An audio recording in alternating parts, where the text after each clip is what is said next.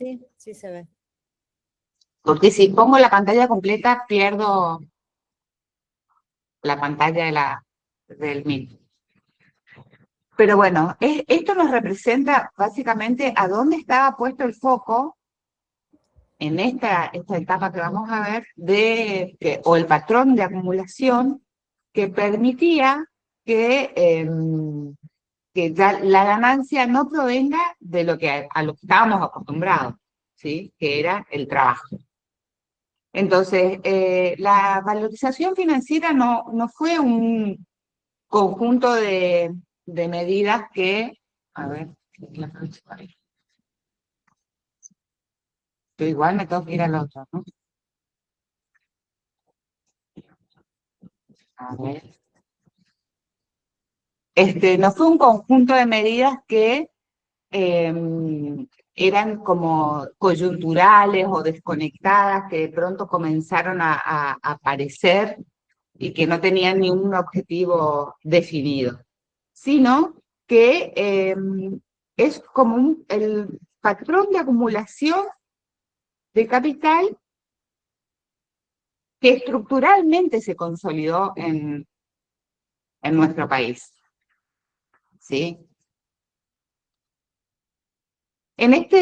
Según la teoría de Basualdo, digamos, un modelo de acumulación que ya lo habíamos visto al principio de la cursada, un modelo de acumulación se define como la matriz de largo plazo que domina o determina no solo el crecimiento económico, sino y fundamentalmente qué fracciones de la clase dominante lideran ese proceso y en ese proceso cómo se apropian del excedente generado por toda la sociedad.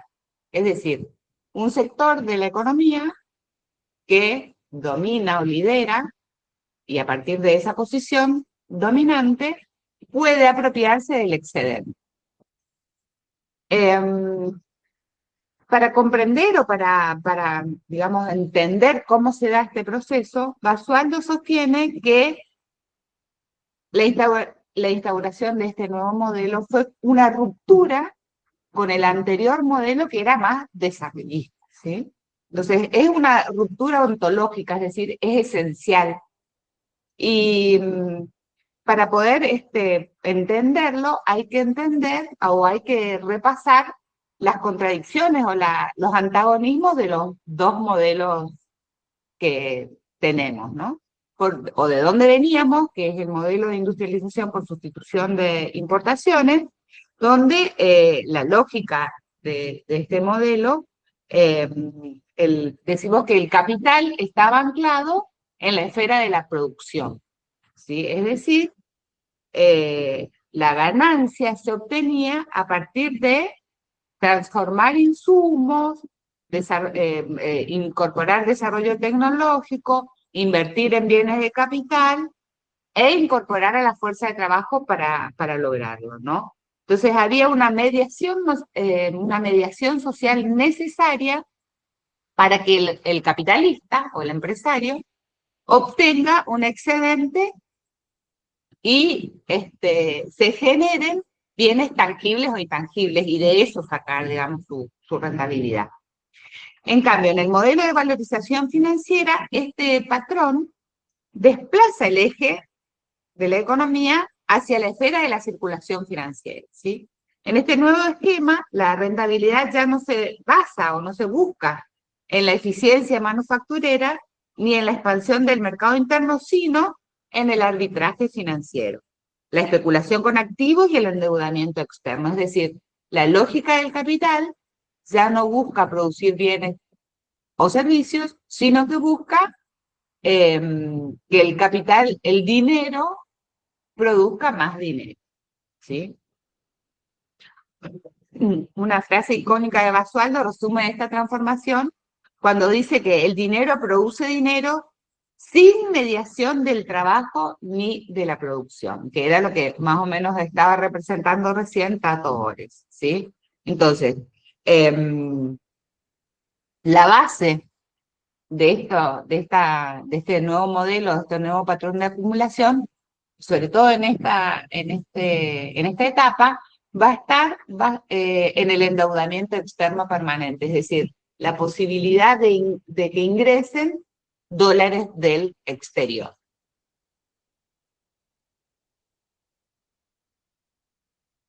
El digamos, otro factor, otra cuestión que hay que destacar en esta etapa es que el, en un modelo de acumulación nosotros encontramos sujetos sociales, ¿no?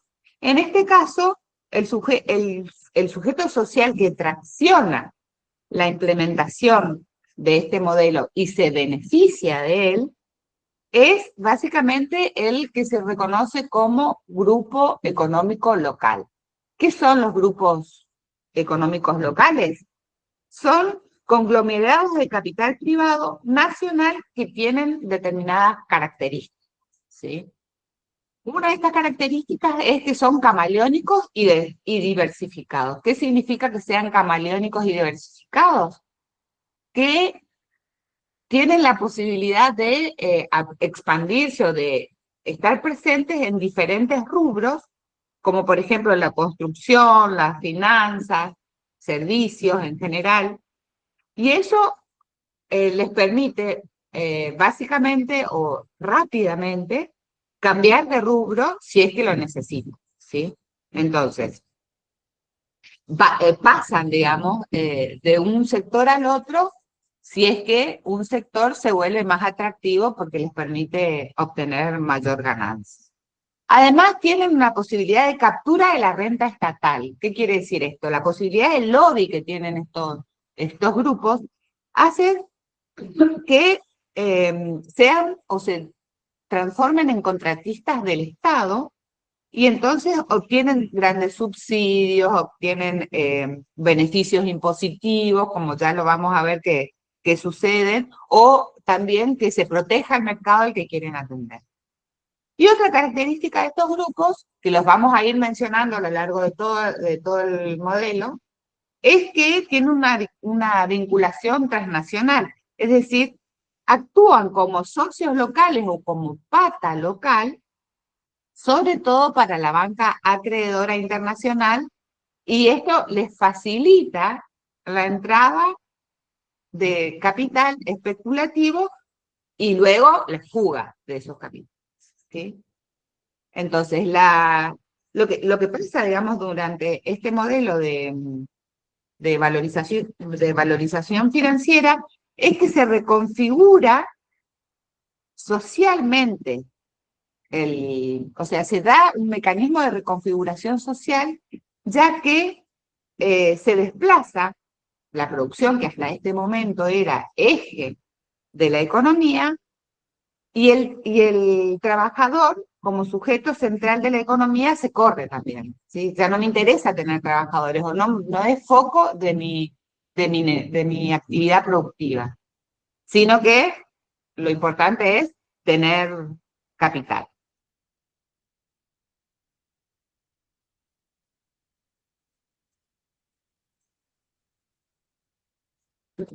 ¿Cómo se da, digamos, el agotamiento o cómo se articula el modelo anterior con el nuevo modelo?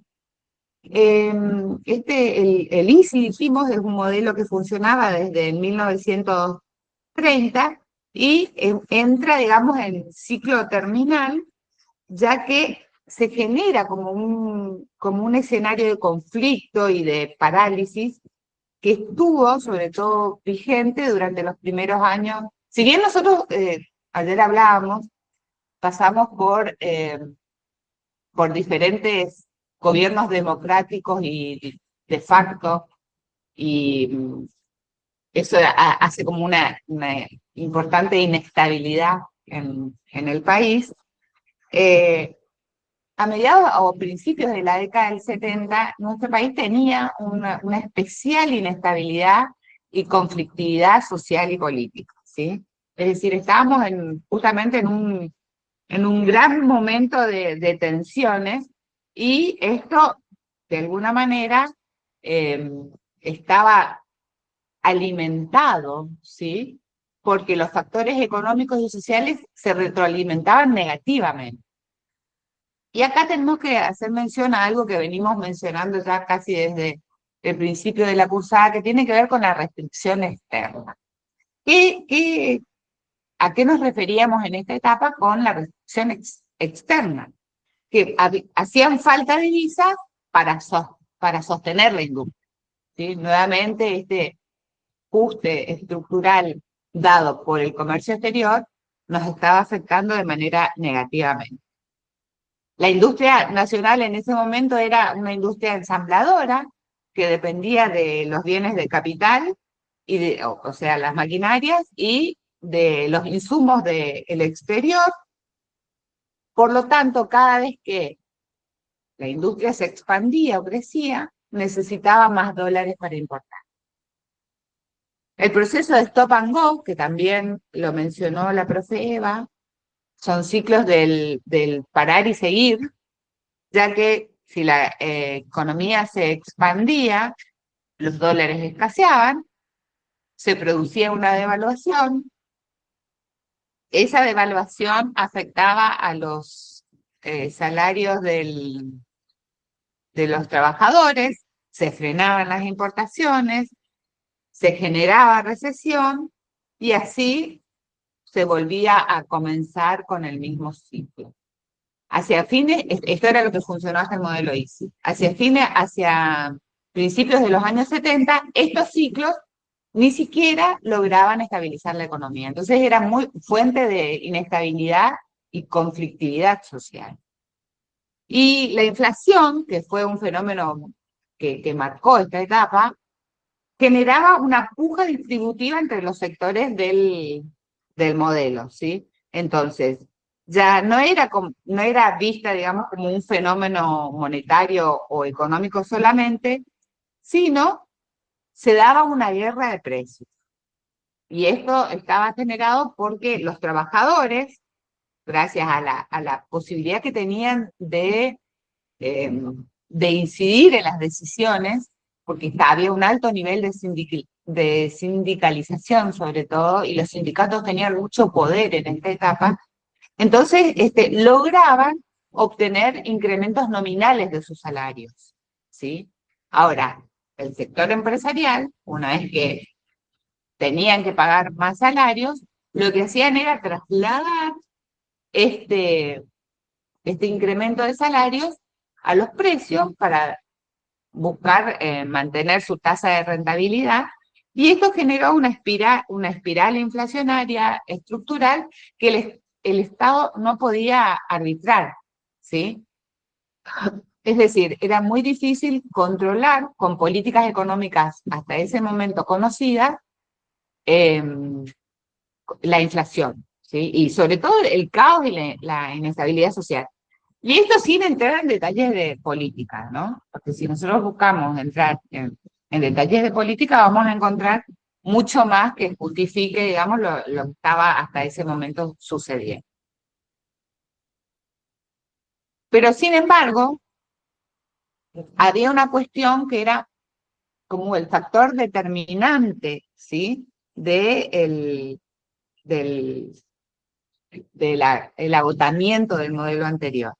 Y era que había como un empate hegemónico, ¿sí? Entre las clases dominantes o las clases predominantes de la época. Por un lado teníamos a la clase obrera organizada, ¿sí? Y los sectores populares que tenían fuerza suficiente como para resistir los intentos de ajustes y defender su participación en el ingreso nacional. Y por el otro lado teníamos a la burguesía industrial y de capital concentrado que no lograban subordinar al trabajo ni imponer una disciplina salarial que les permitiera elevar sus tasas de ganancia bajo el esquema productivo. Es decir, en este empate hegemónico lo que se nota es que ninguna de las dos grandes fuerzas sociales era capaz de imponer su proyecto a la otra. En ese contexto de caos, las fracciones más concentradas de capital, es decir, los grupos económicos locales y el capital extranjero, llegaron a una conclusión estratégica, ¿sí? Y fíjense que qué importante, o por decir así, qué representativa esta frase. Había que destruir la industria para de esa manera o de esa forma destruir al sujeto que la habitaba, es decir, al obrero organizado. Y recordemos también que en esta etapa la oligarquía, que durante todo el modelo anterior, es decir, desde 1930 hasta 1970 y pico, la oligarquía había quedado desplazada de los lugares de poder, ¿sí? La oligarquía, que durante el modelo agroexportador había tenido un rol muy importante, durante la vigencia del modelo ISIS no tenía la misma injerencia, sino que por el contrario había, había tomado más fuerza o más protagonismo lo que era el proletariado, la clase obrera, a partir incluso de los sindicatos, ¿no?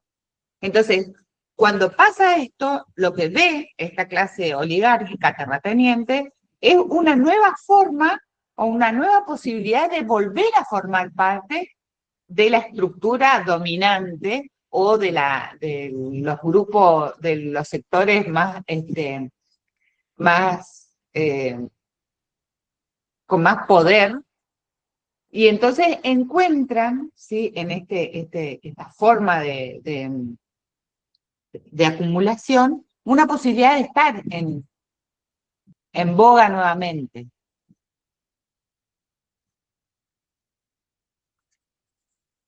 Es así que el antecedente, digamos, que tenemos para explicar por qué se diluye y se agota el modelo ISI especialmente, viene de la mano del ministro de Economía de un gobierno peronista, que era el de María Estela Martínez de Perón. Sí, sí. No sé por qué dije María Isabel, ¿por qué no? Es como que ahí se me hizo la laguna, digamos, ¿no? Porque le decían Isabelita. Claro, por eso dije, ¿por qué si es Isabelita, por qué no es María Isabel? Eso fue lo que hizo en mi mente en un segundo.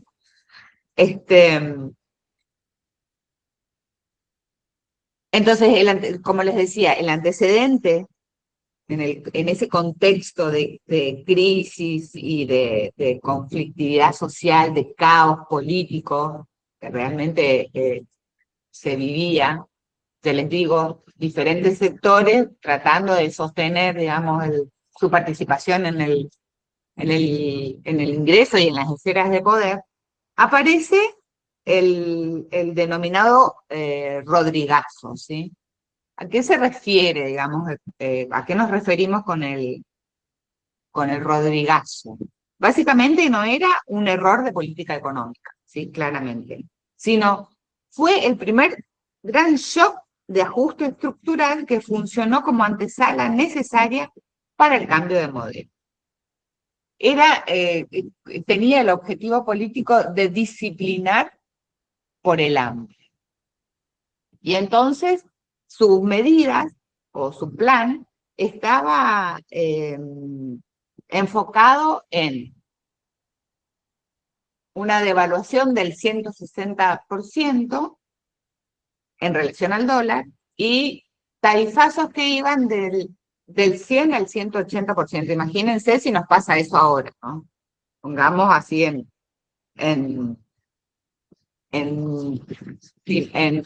perspectiva, qué sería de nuestra vida si nos llega a suceder esto, ¿no?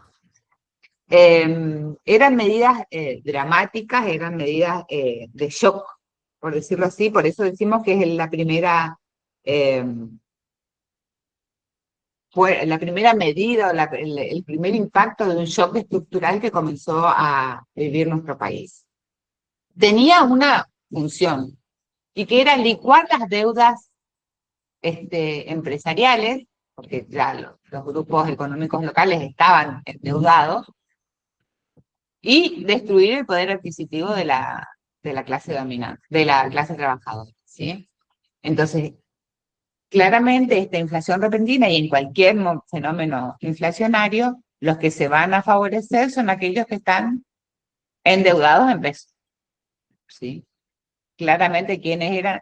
Fíjense, una cuestión importante que me gusta rescatar y que por ahí no está escrito en el Power, es que hasta ese momento el argentino no tenía esa avaricia de mandar dólares para otro.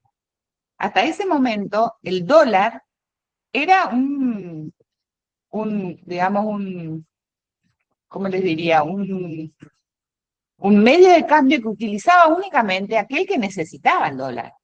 No es que yo iba a comprar dólares porque quería tener dólares guardados, sino que si yo no me vinculaba al comercio exterior, mandaba dólares. Entonces no había tantas casas de cambio, ni, es más, no había casas de cambio, sino que se iba al banco y se hacían las operaciones por el monto que uno necesitaba. Del sector empresarial sí estaba la demanda de dólares constante para poder sostener el modelo de desarrollo. Pero no era el común de los ciudadanos esto de ir y de matar dólares. Entonces, digamos que podemos entender, incluso después lo vamos a ver, si toda la vida nosotros como argentinos, o por lo menos yo siento que toda la vida mi economía estuvo basada en el dólar, pero hasta ese momento no era tema el dólar, salvo para aquellos que utilizaban el dólar para financiar o para realizar su actividad productiva. Entonces, si acá estaban endeudados en pesos y se daba una inflación galopante como fue en esta etapa, los que estaban favorecidos eran aquellos que estaban endeudados en pesos, ¿sí? Entonces, el otro objetivo de estas medidas del Rodrigazo tenían que ver con el, el caos social que provocaban, ¿sí? Desabastecimiento, clima de ingobernabilidad, y entonces la dictadura que vino meses después, y fíjense que estamos a una semana y pico de conmemorar la fecha que, digamos, implantó la dictadura en nuestro país, 24 de marzo, es, digamos, todo esto que estaba mencionando son los fundamentos que utiliza la dictadura para justificar el golpe, ¿sí? También durante esta etapa se da una disolución del pacto social. ¿Qué quiere decir esto? Que había como hasta ese momento, digamos, una posibilidad de negociación entre los empresarios y los sindicatos respecto de los acuerdos salariales y más y tal. Y hasta este momento, a partir de este momento, el Estado deja de ocuparse del mercado interno y comienza entonces como una tensión de los trabajadores que comienzan a hacer huelgas, ¿sí?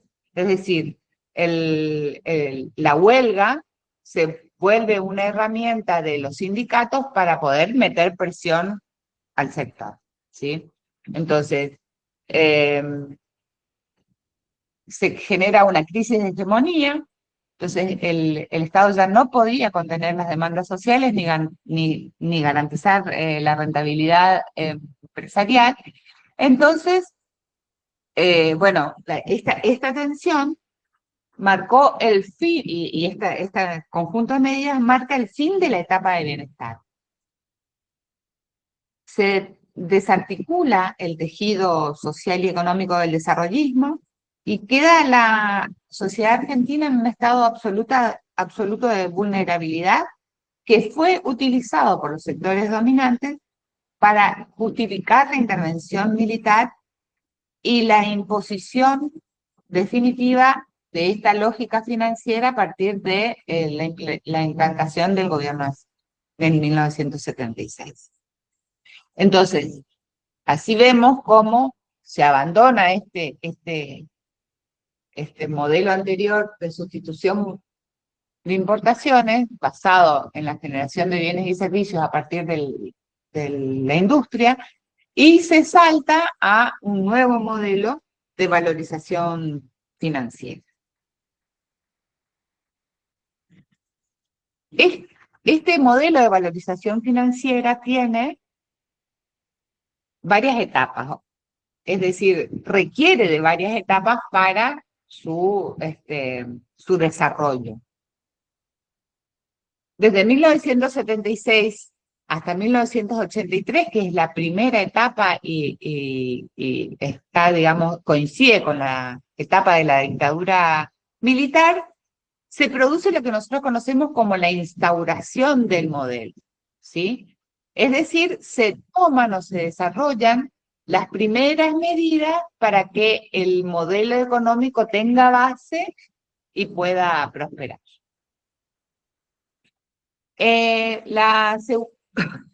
La segunda etapa,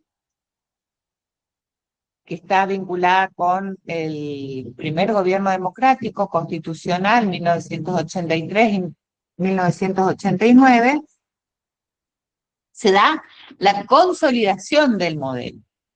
Es decir, más allá de la vigencia de un partido político o de un sistema político, pasamos a la democracia, pero el modelo, lejos de desaparecer, se consolida, ¿sí? Va tomando mayor dimensiones, como que una vez que estoy metido en el baile, tengo que seguir bailando, por decirlo así, y se presentan características como más desarrolladas, más avanzadas, que en el primer momento de la instauración. En este momento de desarrollo del modelo de valorización financiera, las medidas ya son irreversibles, es decir, es muy difícil de volver.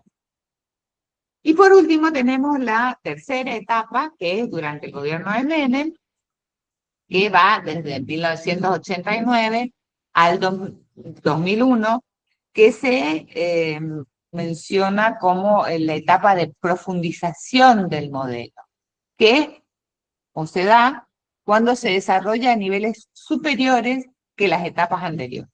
Es decir, hay un avance de los mecanismos de valorización financiera que van permeando, es decir, van traspasando al resto de la economía. Entonces, ahora vamos a ver cada una de estas etapas de manera... Gaby, me parece que Claudia tiene levantada la mano, no sé si... Ah, perdón, pero yo no estoy viendo... Sí, no, por eso la acabo de ver. Dale, Claudia. Sí, no, yo quería hacer una acotación a lo que mencionabas hoy de que la gente no necesitaba dólares, excepto para el turismo, porque las agencias de viajes estaban autorizadas a tener como una actividad anexa la compra y venta de divisas. Y la antigua legislación que teníamos en agencias de viajes data del 72. Así que bueno, en ese contexto que estabas mencionando hoy, es que nada, quería hacer esa acotación. Que, digamos, habla del que no nos interesaba tener dólares para acumular, ¿sí? Ahora nosotros tenemos 2 mangos y que decimos, voy a comprar dólares para guardar, o sea, como reserva de valor. Y el común de la gente, si hablamos, ¿no? Yo por lo menos me acuerdo de mi mamá y de mi familia, no había, la posibilidad del turismo también era como bastante acotada, no es que podíamos viajar como hoy, que es más accesible esa posibilidad, ¿no? En esa época el turismo era también, no sé, vos que sos licenciada en turismo me podés Claro, igual estaba pensado más para ilustrar. el turismo, para la gente que venía a Argentina y de repente venía con su divisa y la quería convertir a pesos. Entonces, Mira, bueno, fíjate qué interesante. turismo emisivo para la gente que iba para afuera. Pero bueno, fue una legislación que tuvimos y bueno, que fue derogada en diciembre del 23, donde, bueno, la agencia de viajes tenía esa posibilidad y de hecho, bueno, Turismo Más sacan posadas para los que son de acá de Misiones, era una de las agencias de viajes que desde que se inició como agencia de viajes en la década del 70, tenía esa actividad anexa. Mira. Por ahí un aporte también en relación a esta mirada del dólar, ¿no? Pensemos también que veníamos de etapas de mucha inestabilidad, digo, como la cuestión cultural de mirar el dólar como una reserva de valor. Entonces lo que sucedía era que el dólar era una moneda fuerte, que tenía cierta estabilidad, y nuestra moneda no. Entonces, bueno, naturalmente cuando había algunos pesos para guardar, se guardaban en dólares por esa posibilidad, ¿no? De que el dólar después iba a seguir manteniendo su valor. Digo eso para como la generalidad. Después, de nuevo, que las familias compren dólares no va a alterar el mercado cambiario. Lo que cambia la relación o el precio del dólar es cuando se compra en grandes cantidades, que claramente no son las familias las que compran en grandes cantidades, sino las grandes empresas. Entonces, esas son las que van a tener como grandes ganancias en esto de la bicicleta financiera, bueno, toda esta posibilidad que aparece con este tipo de modelos que están enfocados más en lo financiero y no en lo productivo. Claro, lo que pasa es que también, Eva, a lo que nos referimos en esta etapa tiene que ver a dónde estaba el foco de la posibilidad de generar excedentes, ¿no? Y en este caso, hasta este momento, las entidades financieras no tenían demasiado peso en la economía más que el de conseguir o de endeudarse para afuera para proveer de dólares a las empresas, ¿no? Ya, y no había tantas. A partir de la implementación de este modelo de valorización financiera, comienzan a ser como agentes económicos que se multiplican porque hay una demanda o hay un mercado, entre comillas, de dinero, que así lo justifica, ¿no? Ya va, no uno, un montón de gente a comprar dólares y muchas veces para terceros o para otros, ¿no? Entonces ya, en vez de producir, de trabajar, lo que hago es buscar plata para ir a comprar dólares, y no era uno, era un montón. Entonces así es que comienzan a proliferar estas casas de cambio, como decía Claudia, que antes estaban por ahí más acotadas a la cuestión turística, desde el punto de vista del minorista, ¿no? Y ya se vuelven importantes. De algunas, cientos, y esto se replica durante todo el modelo, esta etapa, sobre todo la instauración, es como el cambio de patrón, ¿no? Representativo del cambio de patrón. Quizás no es importante a la hora si lo analizamos en términos de lo que puede demandar un grupo económico local y una familia, pero sí en la suma y en el foco de atención que tiene la demanda de dólares de el común de la gente, que hasta ese momento el común de la gente no se ocupaba de demandar dólares. No sé si me explico, por ahí estoy medio reiterativa.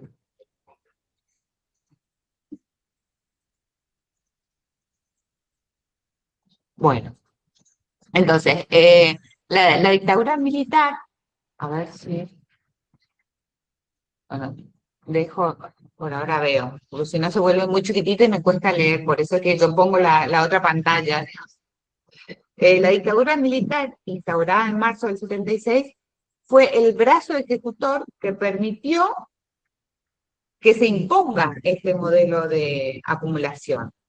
Básicamente a partir del terrorismo de Estado, ¿sí? Entonces, desde la perspectiva de varios autores, el genocidio no fue un hecho colateral, es decir, no es que venía de atrás, sino que fue una herramienta disciplinadora de la época. Entonces, de esa manera se desarticulaba la resistencia sindical, que tenía en ese momento mucha fuerza, y también se desarticulaban las organizaciones de base y los cuadros técnicos que sostenían al modelo anterior. Entonces, de esta manera se eliminaban todos los obstáculos que hacían o que impedían la transferencia de ingresos hacia los grupos de capital concentrado.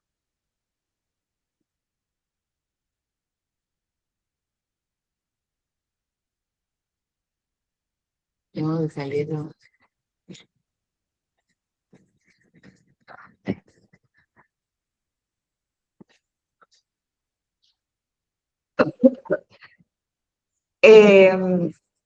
El sustento que tenía este modelo para poder implementarse y sobre todo darle un marco normativo, se materializó en la Ley 21.526 de entidades financieras.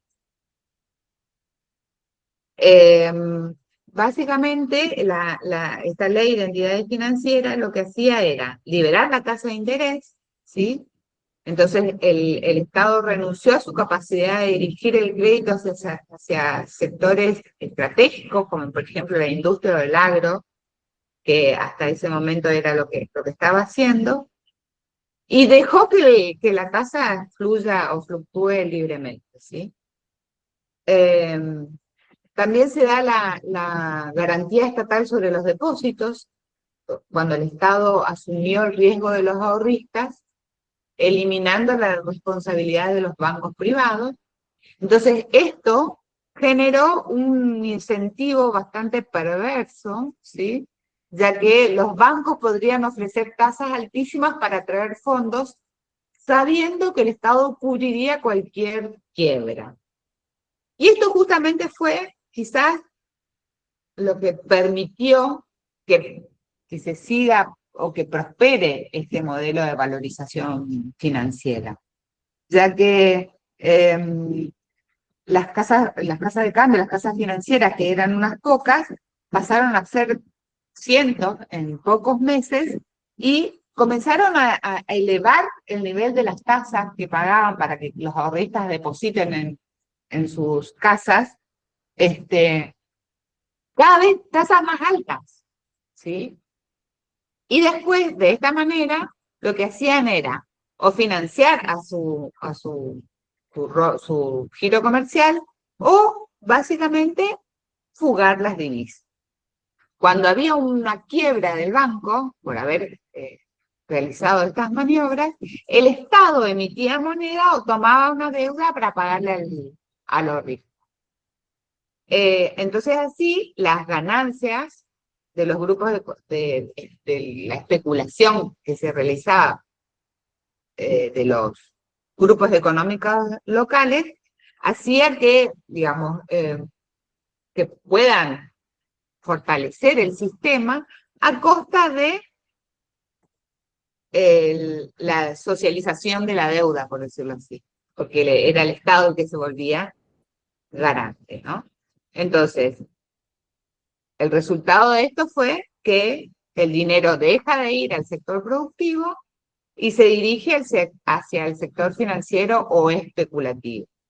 La tasa de interés interna pasó a ser regulada, pasó de ser reguladora de la actividad económica y se vuelve una variable de inversiones especulativas.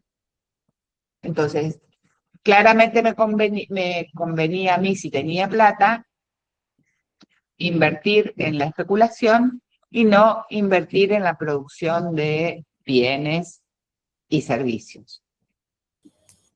Eso es lo que conocemos como bicicleta financiera. Claro. Justamente la mecánica, ¿cuál era? Perdón porque ahí no quiero hablar mucho porque hay mucho ruido afuera acá, pero básicamente los grandes grupos económicos, los bancos, las empresas privadas, lo que hacían era ingresaban sus dólares, los vendían, obtenían pesos, los pesos los ponían en plazo fijo, que les daban interés altísimo, sacaban después del plazo fijo, compraban dólares y los fugaban. Como estaba la tablita, la famosa tablita que te marcaba las fechas en las que iba a haber devaluación, lo hacían entre medio, entonces de manera que compraban dólares antes que volviera a cambiar el tipo de cambio y después volvían a hacer toda la mecánica dentro de ese ciclo.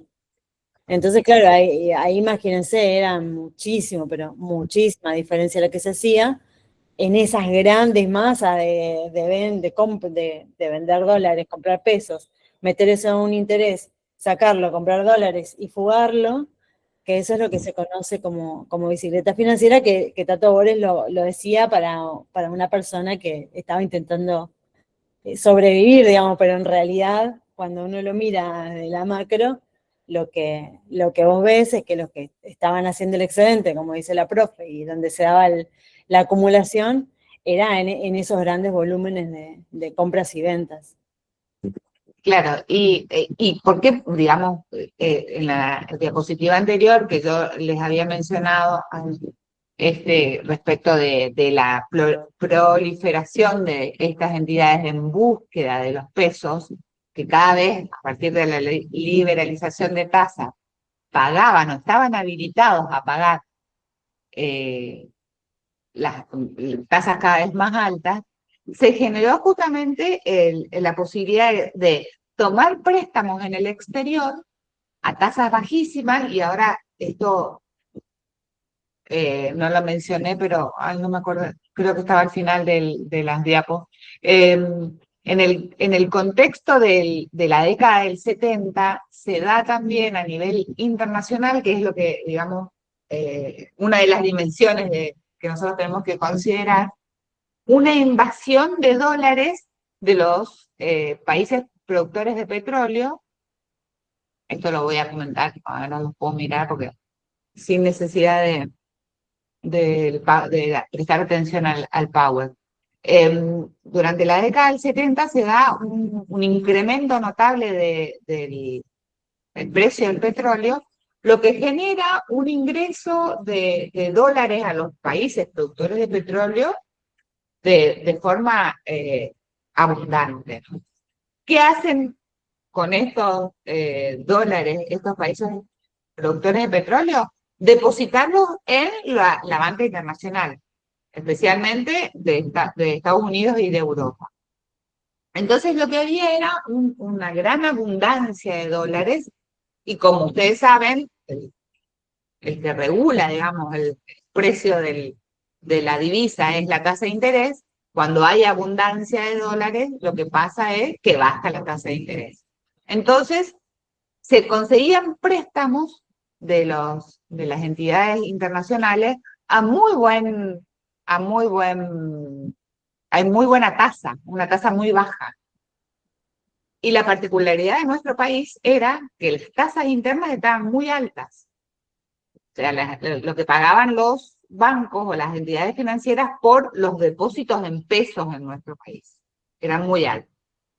Entonces se endeudaban en el exterior, estos grupos económicos locales más la banca internacional, usando estos grupos económicos locales, ingresaban los dólares que se convertían en pesos, y cuando se convertían en pesos se depositaban en las entidades financieras. Obtenían una rentabilidad a partir de esas diferencias de tasas entre afuera y adentro, y una vez que, como decía la profe Eva, sabían a cuánto iba a estar la cotización del dólar por la tablita implementada por Celestino Rodrigo, entonces podían prever cuándo vender esas tenencias en pesos. Vendían esas tenencias en pesos, los cambiaban a dólares y jugaban. Es decir, total, digamos, no tenía sentido que yo destine esos ingresos o esos dólares al sistema productivo. Entonces, había una diferencia de tasas muy interesante entre el endeudamiento externo y el endeudamiento interno. Entonces, esto fue lo que de alguna manera favoreció o potenció el desarrollo de este modelo de valorización financiera. ¿Sí? Esto es muy interesante porque el contexto internacional, como hoy estábamos hablando, no es ajeno, no queda, digamos, afuera. Repercute de manera determinante en la economía, particularmente en este caso, en la economía de nuestro país, como repercutió a lo largo de la historia, ¿no? Pero hasta el modelo anterior, las tasas de interés, no se daban así. No es que afuera era más alta y acá era más baja. Afuera, sí. Perdón. No es que afuera eran más bajas y acá eran más altas, como durante este modelo, sino por el contrario, eran más altas. Entonces no me convenía hacer, siempre me costaba mucho pagar el endeudamiento externo. En este modelo esa situación se revirtió, se dio al revés. Gaby, ¿sabes qué? Interesante esto que vos contás de que el Estado como que garantizaba a los bancos que no fueran a perder dinero. ahí el Banco Central tiene como su carta orgánica, ¿no? O sea, tiene su carta orgánica de funcionamiento, uno lo ve cuando estudia política monetaria, y bueno, y el salvataje es una de las funciones que tiene el Banco Central, ¿no? Salvar a alguna organización financiera cuando se producen crisis. Y de hecho hay un economista griego, que no me acuerdo el libro, después lo voy a compartir, donde justamente, Tecnofeudalismo creo que se llama el libro de él analizó todas las crisis financieras y hace como este estudio como muy, muy detallado de cómo los estados, porque tampoco era que de nuevo era solo el Estado argentino, sino que hay un montón de situaciones en el mundo donde los bancos centrales salen a preservar o a cuidar a las entidades financieras, justificando ese cuidado porque en definitiva tienen el dinero de las familias, ¿no? Pero también tienen el dinero de grandes empresas, también hay otras cosas, y que en realidad por errores propios de esas entidades, el Estado sale a cuidar y a garantizar que no suceda nada y que sigan, entonces se reproducen esas crisis, las burbujas financieras y todo eso cada X cantidad de años, porque el Estado siempre está en ese sentido como interviniendo, como decíamos antes, para cuidar los intereses de esos grupos y las posiciones de esos grupos. Después les voy a Claro, de los grupos que tienen, por eso decimos, fíjense en el modelo Easy, en los grupos que tenían como más llegada y más posibilidades de injerencia en la política económica eran los trabajadores, las masas proletariadas proletarias, y en esta etapa ya se cambia el eje porque se da una pérdida de hegemonía. Ninguno de los grupos tenía suficiente fuerza como para imponerse al otro. Entonces, crisis de hegemonía. ¿Quién gana? ¿Los trabajadores con sus representantes o los grupos económicos locales con su poder económico? Ahí te pone, Alberto, el nombre del autor. Romina, te escuchamos. Para preguntarles, claro, todo esto tiene que ver con lo que pasaba a nivel internacional con la OPEP, ¿verdad? Con los países exportadores de petróleo. Si no hubiese pasado eso, nosotros no teníamos posibilidad de dólares, porque claramente en este momento como mencionamos, ¿de dónde veníamos? De una crisis de por restricción externa. ¿Sí? ¿Qué quiere decir eso? Que no teníamos dólares para seguir alimentando nuestro aparato productivo. Crisis del desarrollismo, no podíamos seguir desarrollándonos antes de la década del 70. En el mundo se da esta situación, y recuerden que el petróleo es insumo para la industria, ¿sí? Entonces, cuando los países productores de petróleo creo que cuadruplican o triplican el precio del petróleo, o sea, los ingresos que perciben estos países productores de petróleo también se triplican o cuadruplican. Entonces, esa cantidad de plata no queda en los países productores de petróleo, sino que se vuelcan a los mercados financieros. Los mercados financieros, ¿qué hacen? ¿Qué hace un banco cuando tiene mucha plata? Presta. Para poder prestarlo, yo tengo que tener una tasa que me parezca atractiva, porque si me cobran mucho por prestarme dinero, no me voy a endeudar. Entonces, y además, colateralmente, no sé si tan colateralmente, también en sintonía con esta situación, tiene vigencia lo que creo que ayer lo mencionamos, o lo mencionamos, ya no sé en qué ámbito, la vigencia de la escuela monetarista, ¿sí? Las teorías el cambio, digamos, de Keynes o del keynesianismo como rector de las políticas económicas, abandonar esto del estado de bienestar y pasarse a la hegemonía o manejar la economía a partir de agregados monetarios, ¿sí? La cantidad de dinero que circula, y esto que les decía recién, la circulación del dinero es lo que vuelve como esencial para este modelo económico vigente. Las políticas económicas estaban en sintonía con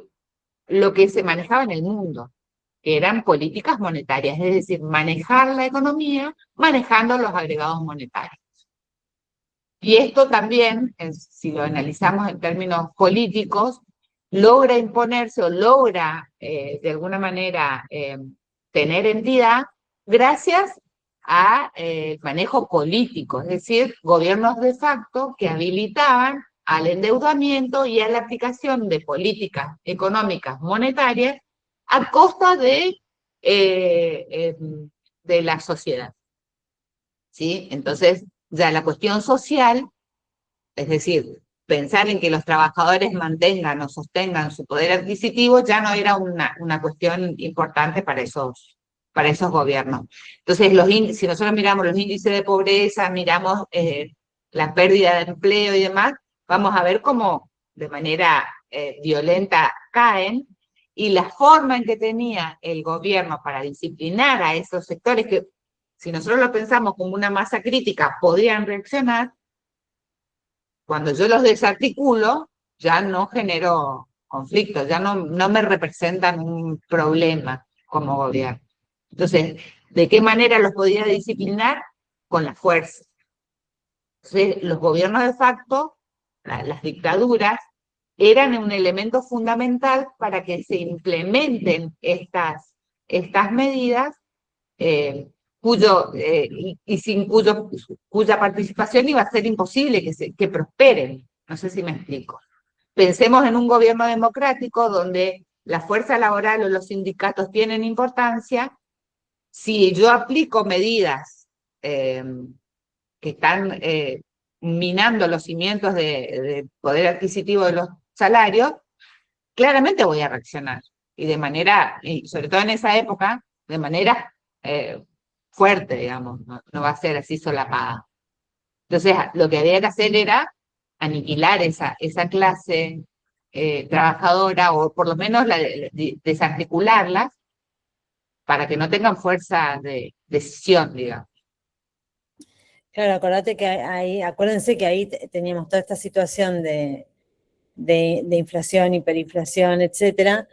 También congelamiento de los salarios, digo, como parte de la estrategia económico-política era, bueno, cuando se congelaban salarios, se fijaban precios, pero en teoría había una restricción monetaria, porque por la línea que dice la profe Gaby, que venía toda esta línea, esta corriente de los Chicago Boys, y toda la escuela monetarista, neoliberal, etcétera, toda esa forma de mirar y de hacer negocios, porque en definitiva el foco siempre está puesto en alguien, como dice la profe Gaby, en este caso no estaba puesto en la clase trabajadora, estaba puesto en estos grandes grupos económicos que eran los que hacían la diferencia.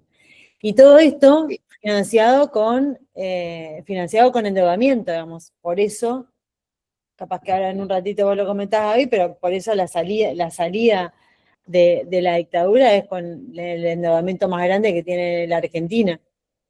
Justamente claro, digamos que el modelo no prospera solamente por ser un gobierno de facto. El modelo se implementa porque es un gobierno de facto, pero luego se profundiza, digamos, con un gobierno, y los otros dos, nosotros a partir del 83 tuvimos siempre gobierno democrático, y el modelo siguió. Esto quiere decir que no necesitaba la forma de cooptar, digamos, la cooptación, que ahora lo vamos a ver, será en el transformismo, cooptar líderes ya no venía por la fuerza, sino por el convencimiento a sectores importantes del país. También hay que destacar que este endeudamiento externo se dio en la mayoría de los países de Latinoamérica, pero no en todos con el mismo objetivo.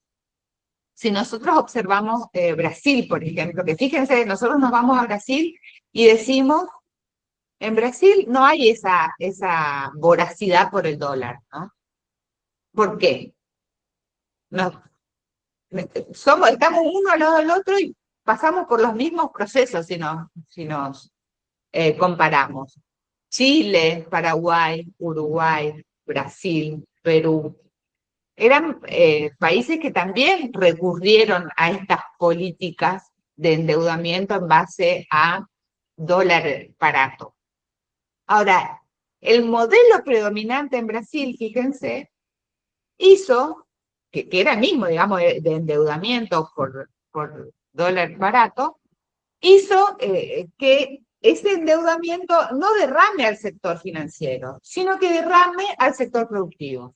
Entonces, esa etapa de endeudamiento en Brasil volcó la llegada, o sea, el ingreso de dólares a la mejora en las industrias, ¿sí? Entonces, quizás en eso nosotros podemos encontrar, digamos, la fortaleza que tiene hoy por hoy el aparato productivo de Brasil, porque no fue, digamos, direccionado a la especulación financiera.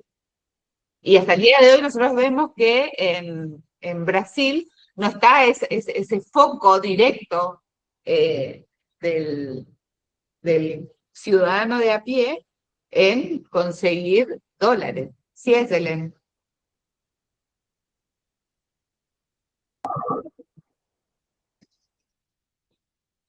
No te escucho. Ahí está. Recuerdo hace unos años, seguramente lo hayan visto, se hizo en un programa de la tele, un informe donde iban a Brasil y preguntaban a cualquier persona que iba por la calle a cuánto estaba el dólar y no tenían ni idea, ni a gente de negocios, a dueños, y la gente en Brasil no tenía ni idea cuánto estaba el dólar, ¿no? Pero si le preguntas a un argentino, lo más probable es que el 80 al 90% de las personas tenga una idea de a cuánto está el dólar acá en Argentina, ¿no?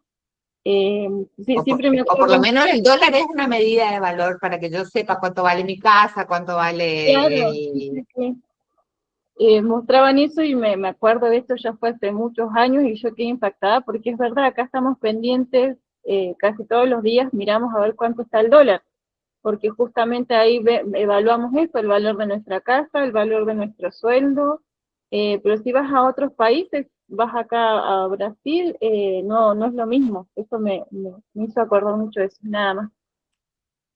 Si vas a Brasil, no, pero si vas a Paraguay, si vas a Uruguay, si vas a Chile, el dólar sigue siendo también una medida de valor. Justamente tiene que ver con esto que les estaba mencionando, que si bien se endeudó Brasil también y después también cayó digamos, en políticas de ajuste estructural que plantean los organismos internacionales, Fondo Monetario y demás, el destino de la deuda era diferente. El destino no iba hacia el mercado especulativo, sino hacia el fortalecimiento, la mejora de la estructura productiva Y esto también tiene que ver con que no está mal endeudarse, ¿sí? No es que no me tengo que endeudar nunca, sino que yo tengo que pensar, ¿para qué me endeudo? Si me estoy endeudando y no estoy produciendo nada, no estoy generando formas de devolver esa deuda, voy a estar en problemas, ¿no?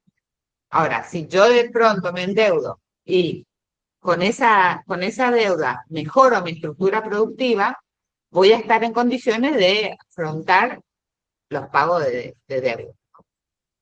Bueno, Brasil tuvo lo suyo también con la deuda externa, que no nos compete, pero digo, es una diferencia fundamental a la hora de analizar el fin de ese endeudamiento. Sí, Etelén.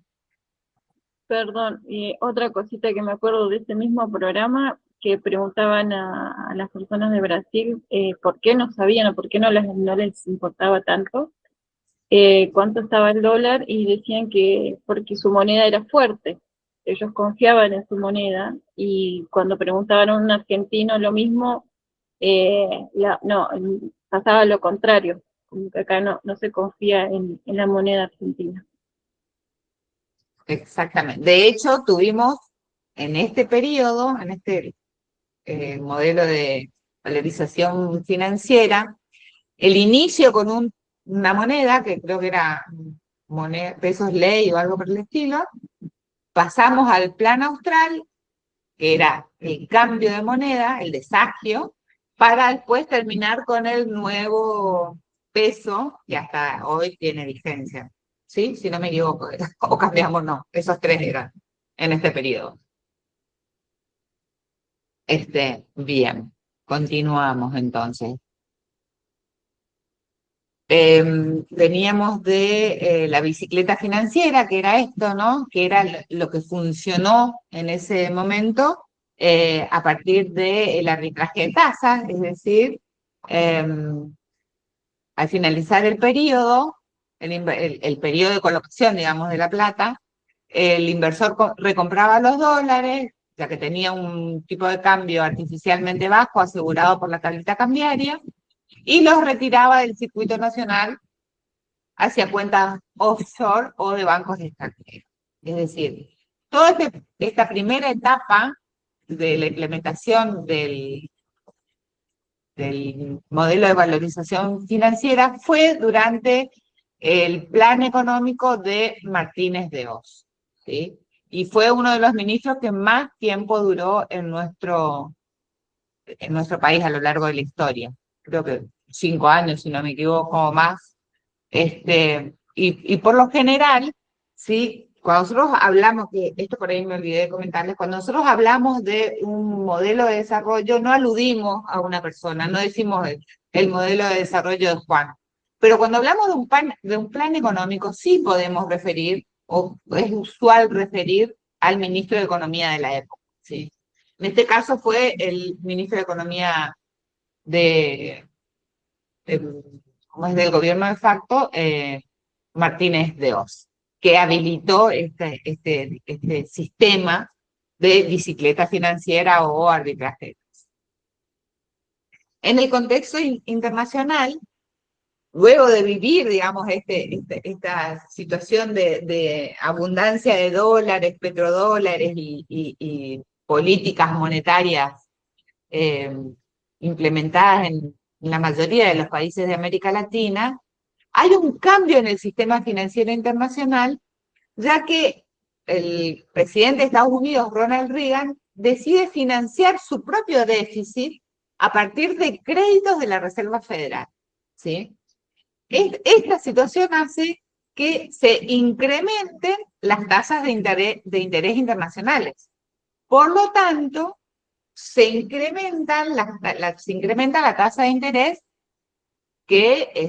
a la cual nos endeudábamos. Entonces, se elimina de esta manera la posibilidad de seguir ganando plata a partir de la implementación de la bicicleta financiera, ¿sí? Esto también, digamos, a nivel internacional genera una corrida cambiaria, claramente, ¿no? Bancaria. Y entonces, la consecuencia que tiene, como la habíamos mencionado recién, el Estado argentino garantizaba los créditos, se nacionaliza la deuda, ¿sí? Entonces, como el Estado nacional había sido garante de esos créditos, tomados básicamente por el sector privado, entonces la consecuencia inmediata fue la nacionalización, es decir, quedamos todos los argentinos endeudados, ¿sí? De plata que no quedó en Argentina, por decirlo. Para nada, para nada, para nada. Es decir, y aparte no solamente no quedó, sino tampoco fortaleció de ninguna manera el sector productivo. Eso también es Hacia finales del periodo, es decir, 1980, y ya cuando estaban quemando las papas, este modelo que entra en crisis, como recién decíamos, por esta suba de tasas de interés, o lo que se conoció como el Volcker Shock, porque Volcker era el presidente de la Reserva, presidente, creo, director, no sé cómo se llama, de la Reserva Federal de Estados Unidos, y determina este incremento. Entonces, no fue solo un problema de la Argentina, sino de la mayoría de los países latinoamericanos, que estaban, digamos, muy endeudados y que, como es que se vieron en dificultades de pagar su deuda. Entonces, como los grandes grupos empresarios, especialmente acá de nuestro país, se encontraron con que estaban en serios problemas, lo que hace el Estado es nacionalizar esa deuda, ¿sí? Y entonces, digamos, este hito, esta situación hizo que se considerara como el inicio de la crisis de deuda soberana de la Argentina. Claramente los capitales de los grupos económicos locales ya estaban en fuga, es decir, ya estaban en el exterior tranquilitos, pero nosotros acá teníamos que ver de qué manera íbamos a solucionar ese problema de deuda, y yo creo que claramente ya esto se convirtió en un motivo para que la Junta Militar o el gobierno de facto comience a pensar o a prever este traspaso de la presidencia, es decir, que el país quede en manos ya de un gobierno democrático, ¿no? Entonces, en ese contexto, nosotros decimos que la segunda comienza, digamos, en esta etapa, la segunda etapa del modelo de valorización financiera, donde hay este contexto contexto internacional que recién mencionábamos, ya que Estados Unidos, digamos, como principal referente a la hora de establecer tasas de interés y además de generar estos préstamos, dejan de prestar a países con problemas en sus economías, ¿sí? Claramente ya nosotros no éramos un país al que los organismos financieros les resultaba interesante depositar sus préstamos, y México, por ejemplo, que también pasa por una gran crisis de financiamiento. Entonces, hay que buscar en otro sector de qué manera ahora se podían conseguir los excedentes y qué sectores iban a posibilitar la acumulación. Se denomina esta década, la década del 80, como la década perdida en América Latina, porque no hay crecimiento económico. Es más, no hay niveles de inversión, no hay incremento en los niveles de inversión, y por el contrario se dice que hay como una desinversión. Esto, digamos, se da en un contexto también de crisis de deuda a nivel internacional. México, que es el que deja de pagar su deuda por este incremento de la tasa de interés, es, digamos, uno de los más renombrados en esta etapa y que como que marca el camino, porque impacta también de lleno en la economía argentina, ¿sí? El PBI, por ejemplo, durante esta etapa no crece, y la economía comienza con esto que decía ayer, no me acuerdo quién, lo del péndulo argentino nuevamente. Entonces, estancamiento y crisis, estancamiento y crisis. Así es como que se va desarrollando la economía de nuestro país.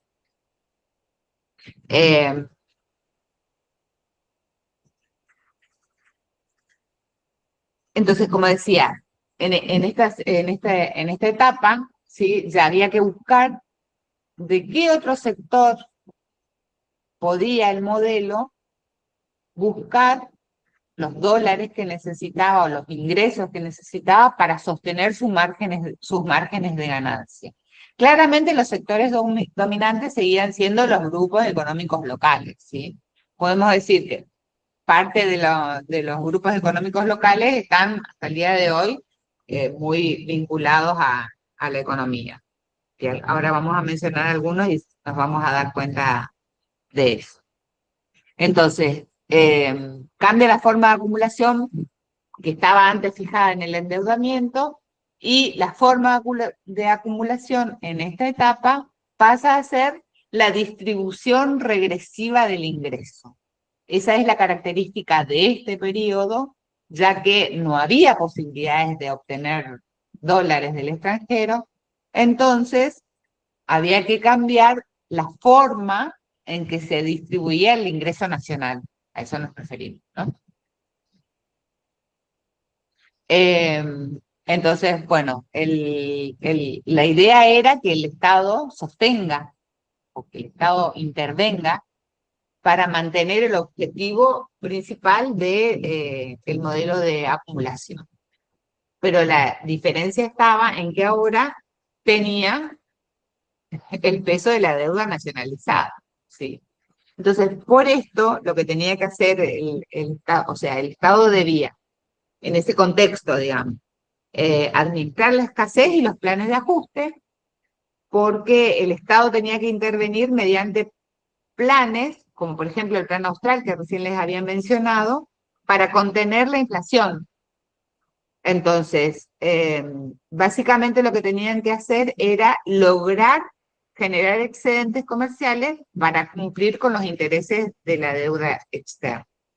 Entonces, la intervención se centró en la compresión del consumo interno para liberar divisas hacia los acreedores internacionales. ¿Qué quiere decir esto? Que en esta etapa ya lo que buscaba, digamos, el plan económico era que disminuya el consumo, ¿sí? Que dejemos de consumir para así destinar excedentes de nosotros, ¿no? De la sociedad argentina, generar excedentes que permitan pagar los intereses de la deuda. Por supuesto que los grupos económicos de poder, los grupos económicos locales, lo que buscaban o lo que pretendían, para no perder su rentabilidad, era que el Estado subsidie la posibilidad de acumulación. ¿De qué manera? Básicamente a partir de planes, por ejemplo, de promoción industrial. Yo no sé si hay alguno de San Luis acá entre nosotros, algún alumno de San Luis, ¿no? Pero bueno, lo que permitió, o lo que sucedió en esta etapa era que comienzan a tener fuerza los diferentes parques industriales. Entonces, por un lado, mientras se ajustaba el salario real, porque la inflación, digamos, afecta de una manera directa en el salario de los trabajadores, el Estado lo que hacía era otorgar beneficios fiscales a los grupos económicos locales, básicamente a partir de regímenes de promoción industrial. Por ejemplo, grupos como Alluara, Sindac, CEDEL, era otro de los grupos, Pérez Compán, Techín, grupos que, si nos ponemos a pensar, todavía siguen estando. Lo que lograban era recibir exenciones impositivas o energía barata, y de esta manera el Estado seguía habilitando la posibilidad de acumular, ¿sí? Entonces, todo esto que dejaban de pagar, es decir, si yo tengo una exención impositiva como empresa, dejo de pagar, me servía para acumular. Y entonces esto también terminaba nuevamente volcándose al sistema financiero o a la fuga de divisas. Entonces el modelo se seguía retroalimentando. Gaby, nos preguntan hasta qué hora seguimos la clase. No sé, a No sé ver, cuánto te acá, a ver, son y no sé cuánto me falta. Espera. Si quieren podemos cortar acá y retomamos la clase porque me falta bastante, la verdad. Yo soy larguera, les aviso que yo soy, con la profe Eva siempre hablamos, cortame, no me deje hablar porque si yo soy larguera. Es que estos temas dan para eso. Sí, los que se tienen que ir se pueden ir, en todo caso podemos dejar, seguimos grabando y la siguen después como para que tengan elementos para el próximo trabajo práctico. Porque necesitan comparar ISI fase 2 con esto. Vamos a tratar de terminar para las 11:30, ¿les parece? Dale. Ahí yo les Así estoy que no voy a poniendo, hablar. claro, en el chat les voy poniendo algunos enlaces también de cosas que pueden servir para complementar lo que la profe está contando, entonces ahí vamos. Así no tenemos que hablar y meternos en el medio. Eva, yo no sé si vos recibiste el mail que te mandé el link del artículo que te compartí. A ver, después miramos. Vamos para Bueno, ver porque ahora. ahí es una síntesis Ahí va. copadísima que llega hasta nuestros días, ¿Me fijo en el correo? todos los modelos. Te lo mandé por correo. Sí.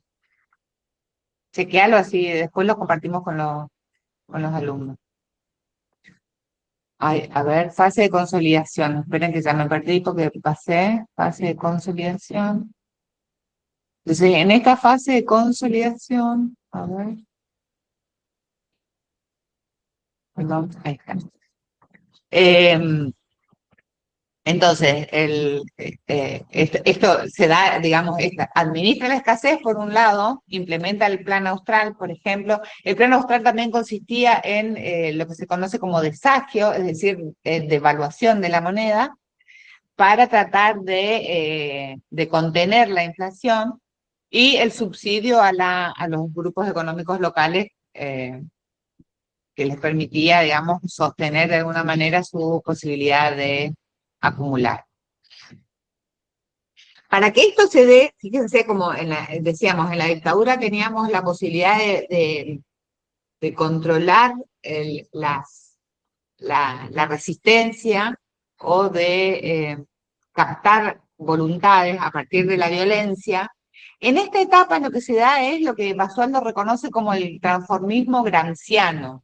El transformismo gramsciano es, o deriva de un filósofo italiano, Antonio Gramsci, que lo que hace es describir al transformismo como un proceso político mediante el cual una clase dominante logra la decapitación de las clases subalternas. Y esto no se logra mediante la violencia física, como por ejemplo en el caso de la dictadura, sino a través de la absorción y cooptación de los dirigentes. El objetivo es desarticular cualquier resistencia al orden establecido, integrando a los líderes de la oposición dentro de la lógica del poder hegemónico. Esta situación se dio en la Argentina de la postdictadura, y de esta manera se permitió que la burguesía financiera y los grupos económicos locales mantuvieran su predominio, logrando que los representantes elegidos por el pueblo ejecutaran o consintieran políticas que profundizaban la transferencia de ingresos hacia el capital consumidor. Entonces, este transformismo se vio en lo político a partir de la colonización de los partidos, ¿sí? Por ejemplo, se logró la asimilación de los dos grandes partidos mayoritarios de la época, la Unión Cívica Radical y el PJ, que hicieron que los gobiernos de Alfonsín primero y después de Menem terminaran aceptando la agenda de los acreedores internacionales y del Fondo Monetario. Entonces la deuda externa dejó de ser cuestionada en su legitimidad. Y entonces pasó a ser algo así como una obligación técnica ineludible que nosotros teníamos que sí o sí cumplir. Ya no nos cuestionábamos si estaba bien, si era una deuda espuria o no. La teníamos que hacer. ¿Y esto por qué? Porque desde las cabezas dirigenciales nos convencían de eso, ¿sí? Entonces por eso se hablaba del transformismo, ¿no?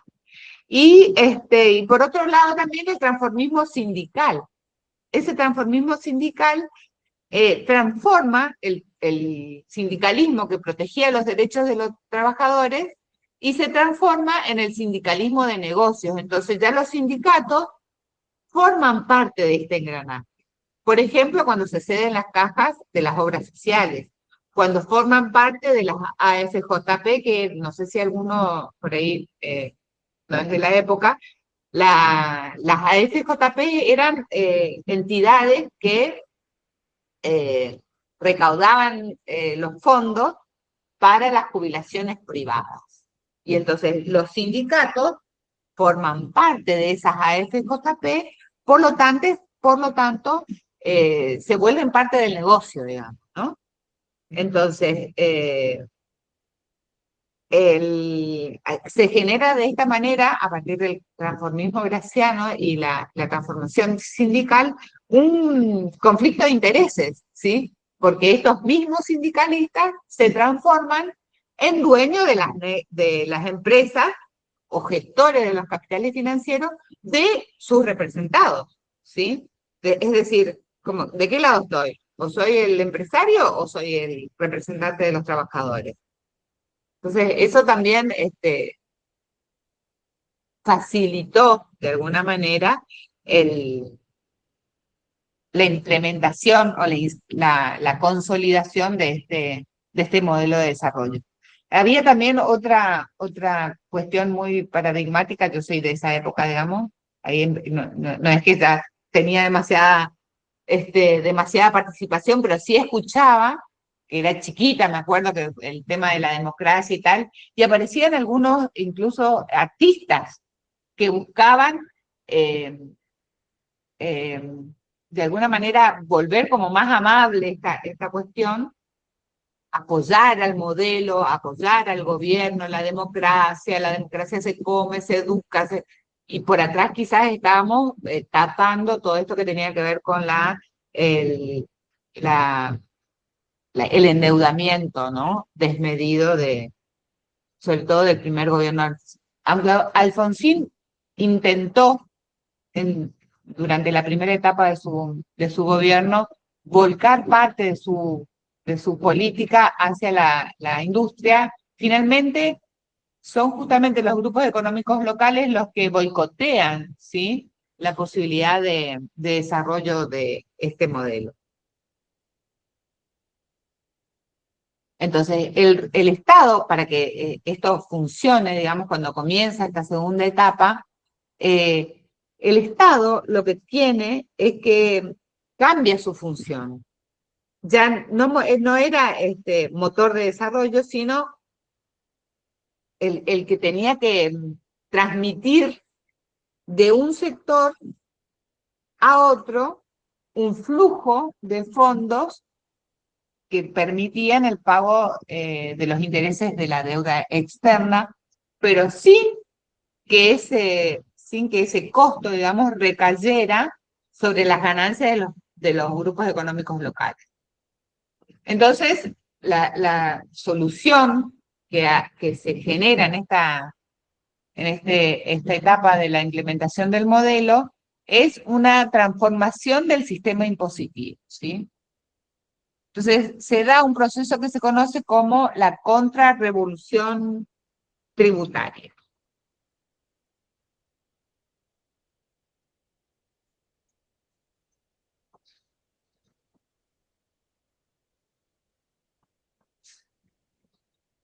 Nosotros decimos que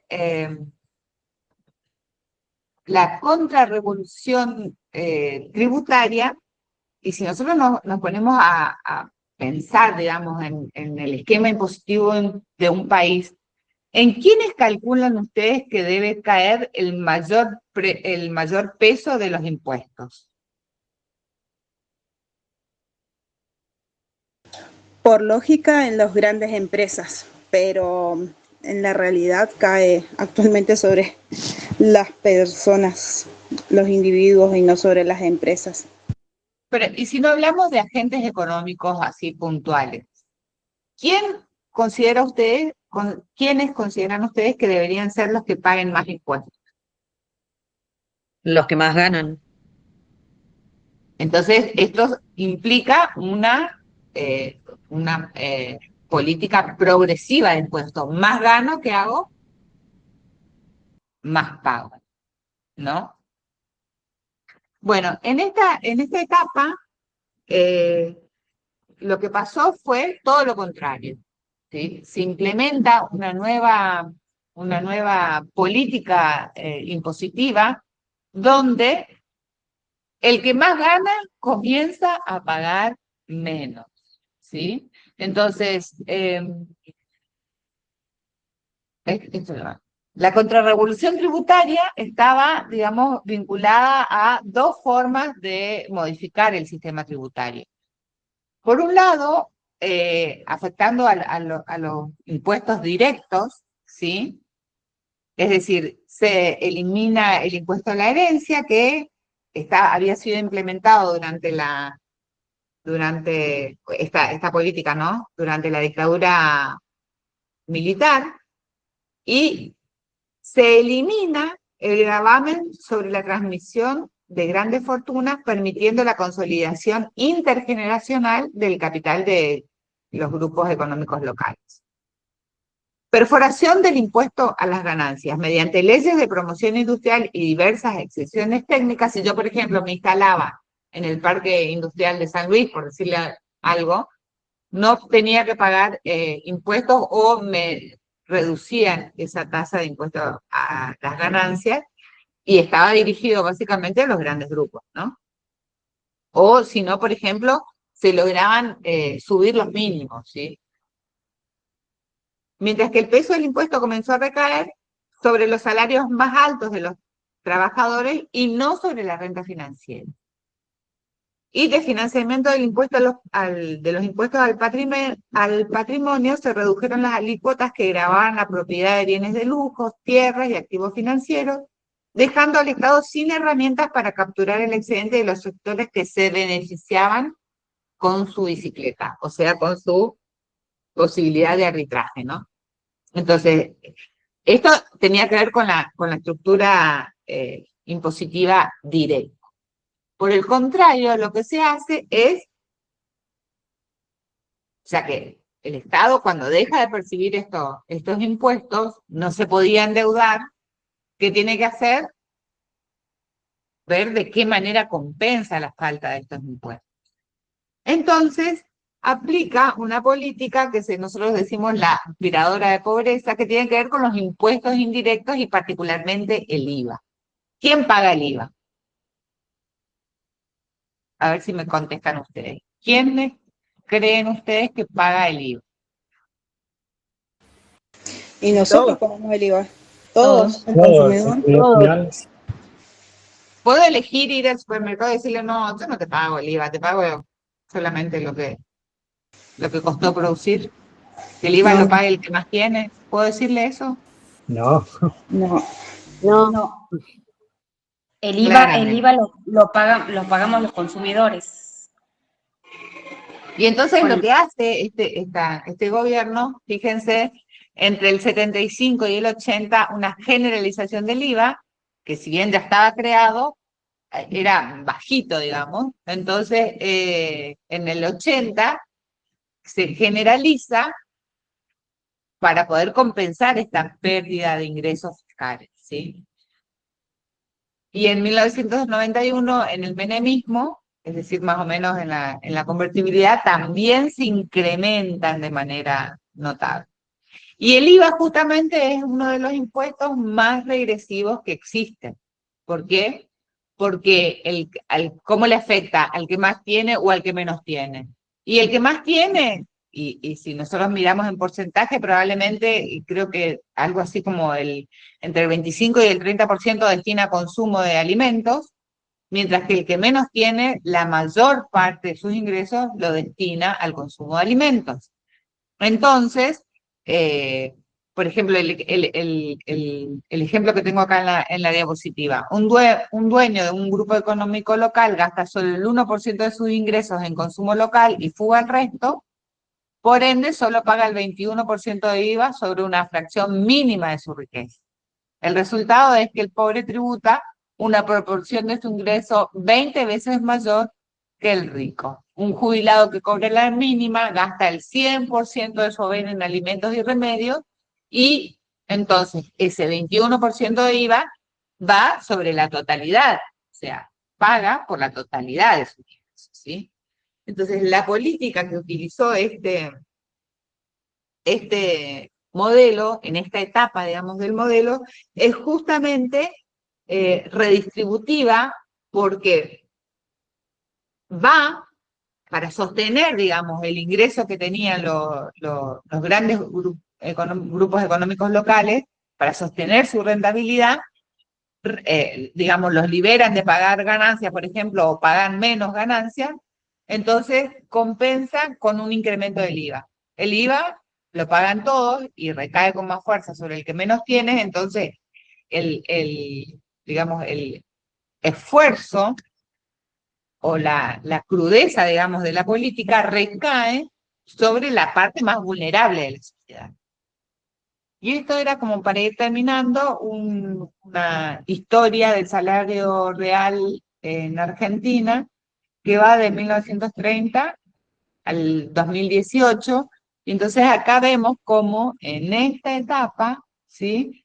Porque para terminar esta etapa claramente se produce, digamos, una falta de apoyo de los grupos económicos locales, boicotean el plan de Alfonsín y fracasan un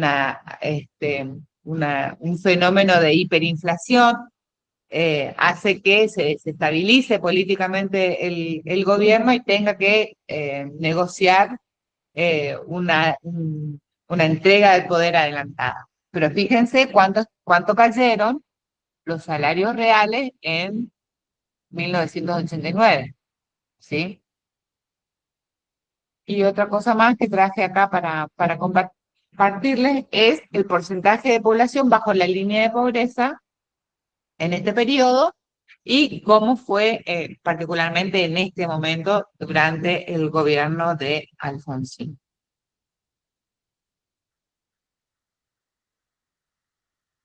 Y Ahí, mientras para darle color a lo que estás contando, David, Dale. estaría, a veces uno dice, bueno, los grupos económicos, hablamos como en términos muy generales, porque muchas veces en la bibliografía no están identificadas las empresas de las que estamos hablando, ¿no? Pero cuando uno googlea un poco y empieza a indagar, en algunas partes sí están, y acá aparecen, ¿no? Como las organizaciones que más se beneficiaron de la revalorización financiera, especialmente después que se consolida en los 90, aparece Eduardo Elstein, que tiene toda la rama de bienes raíces y financieros, y Paolo Roca, que tiene Techin.